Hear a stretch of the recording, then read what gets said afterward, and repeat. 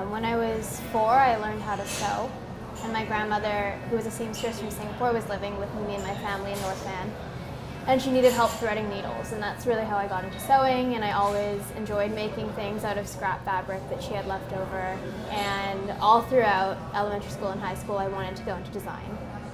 So I was like always making things. I wanted to study textiles, but my parents are both accountants. So they pushed me towards going to business school, and I was like pretty miserable in my first year. I didn't know what I was doing there. I didn't feel like I had a purpose to study commerce. And so in my first year, I kept sewing and making things, and one day I just woke up and decided I wanted to try making a necktie, and I did. And around that time, it was right before my first market ever, which was at the Eastside Flea at UBC. And I made 15 ties for that, and they sold pretty well. So I was like, okay, I'll try this out and see what happens. And that summer, so it was the summer of 2014, I started selling here in Gastown at 2 different stores.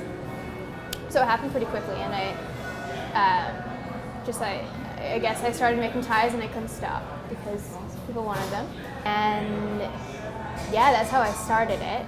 And there's been a lot of things happen since then, but it wasn't really a straight path, and it really didn't make sense why I started making neckties, because sometimes it's a bit like tedious and it gets repetitive, but I particularly like doing custom orders for weddings, because then I get like that client or the customer interaction and get to create something that's like for a very special day.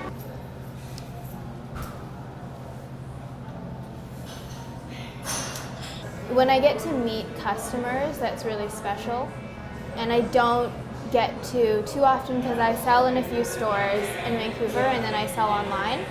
And typically when it's market season, I'm busy with exams, so I haven't done too many markets in the past. But when I do, I love getting to meet people who will wear them and figuring out like what they like and why they're buying it, and what is it about this tie that is different from any tie that they would find in the store. And I also, as I just mentioned, working with customers who are getting married or need it for a special occasion, and figuring out exactly how it'll fit in with like the rest of their theme or their colors or like their bridesmaids, and that's really fun too. And recently, I think about a year ago now, I switched towards zero waste production, so I use all of my scraps to make other products. And that was inspired by everything I was learning in school in terms of sustainability and ethical production, and realizing that business isn't just about making money, and it can be used as a catalyst for social and environmental change. That was a huge shift in my mindset, and it's been really great in the past year to move in that direction.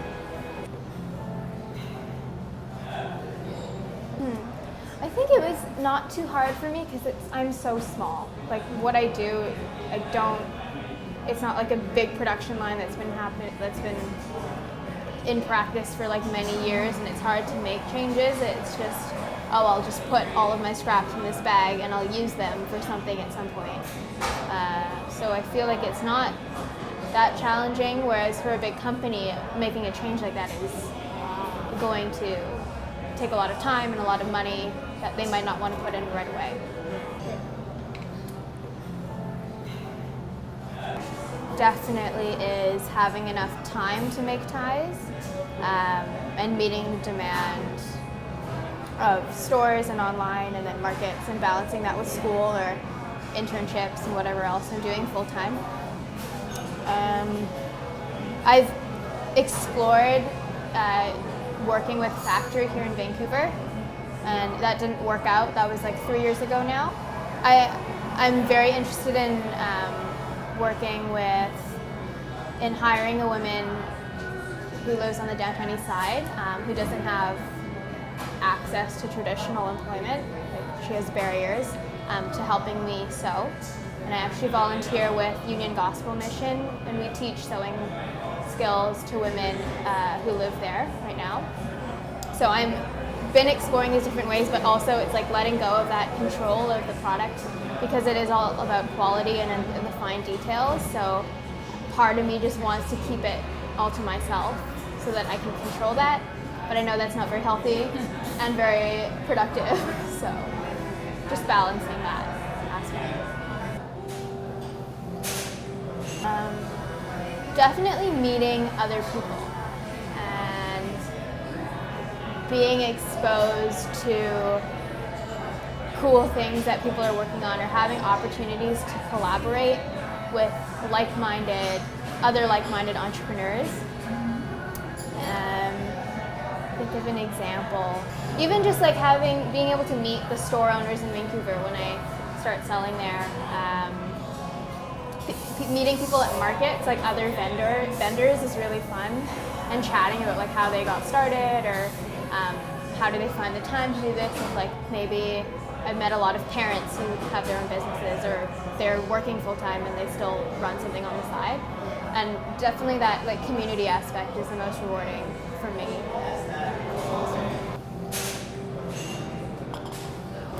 One of the best days of my life was the first store that told me that they wanted to carry my ties. And I was like 19, I don't know. I was like, I don't know what I'm doing. And I thought that would happen in like 5 years.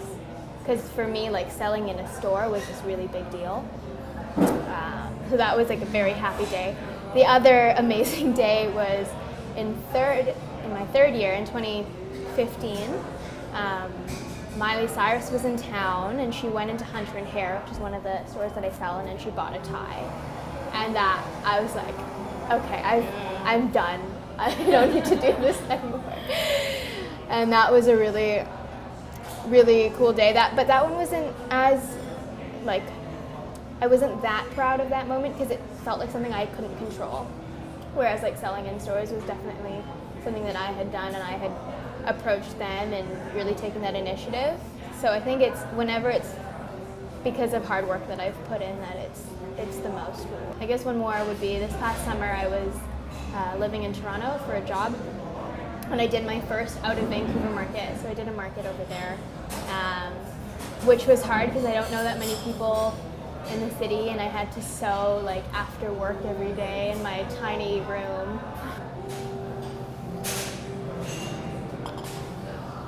Textile recycling, and I've been to an event around like apparel waste and how we should handle that, and I think it'd be really cool if there were pickup bins with our weekly recycling that were for textiles, and figuring out ways to use all of that. It's okay. Figuring out ways to use like all the textiles that are left over from our clothes so that they don't end up in landfill, because that is a big problem, and also making sure that people who need clothes can get it, because the homeless situation here in Vancouver is dire, and there are people that can't afford clothes, like warm clothes, especially, this past week has been crazy. Yet we have people throwing stuff away just as rapidly and not donating it. So I think trying to fill that need. Vancouver in itself, I'm very lucky to live here. It's like already a very sustainable city. I think that textiles problem is definitely a big one. But they are working towards that, and it takes time, so.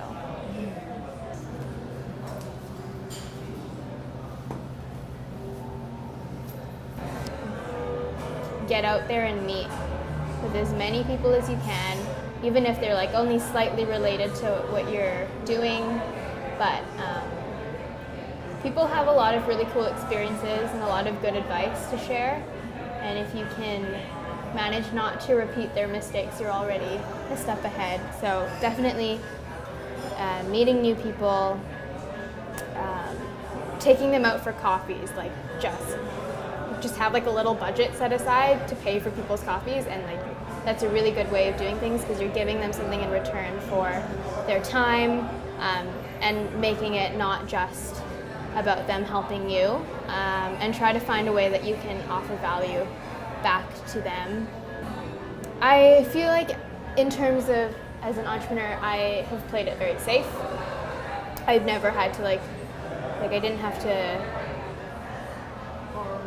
use a lot of savings to start Flat Risk. It was just kind of like a gradual, made some ties, made some money from that, bought more fabric, and it just kind of like keeps going.